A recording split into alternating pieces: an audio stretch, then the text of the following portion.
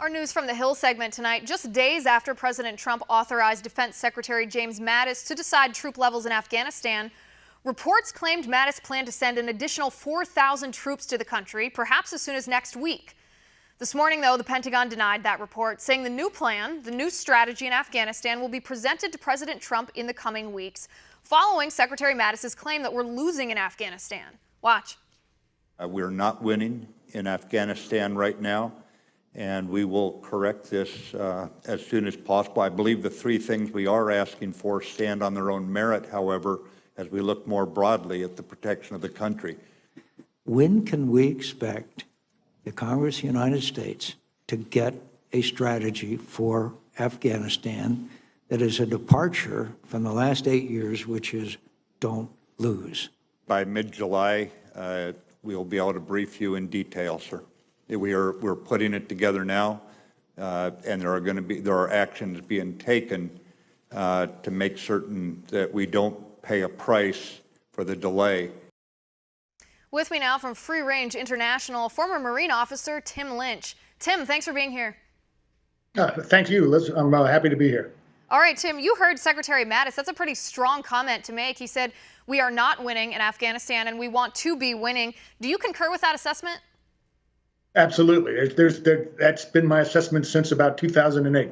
Right. And you, of course, served in Afghanistan for, if I'm not mistaken, upwards of 10 years, so you certainly know about this. What would be, if hypothetically we sent these additional troops, and the report whether 4,000 are going now or whether it's going to be a month from now or sometime this fall, that's still murky, it's still undetermined. But what role would those 4,000 extra troops play? Would they advise? Would they fight? Would they do counterterrorism missions? What would they do? It's not big enough to fight, and it's not robust enough to do counterterrorism missions. What they would do was become permanent advisors to the different corps and brigades spread out through Afghanistan, which is what the Marines are doing in Helmand right now. Right. So it would be a support mission then for the Afghan soldiers, I guess, fighting for their own country here. Now, talk to me for a second, Tim, about the fact that President Trump gave Secretary of Defense James Mattis, gave him the authority to make this decision.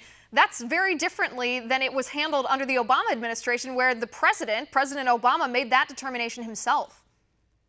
Yes, it is very different. I think it's probably a very wise choice. There's very few men in America, or the world for that matter, as qualified as Secretary Mattis. I knew him slightly as during my Marine time.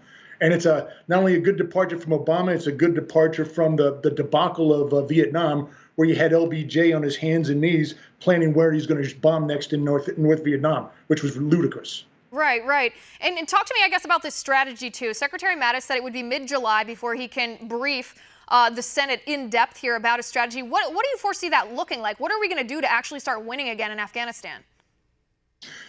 I don't think there's anything that the military can do. The only coherent strategy I've heard articulated, and it's one that I wrote about repeatedly over the years, was, of all people, Eric Prince, who wrote that we need a viceroy.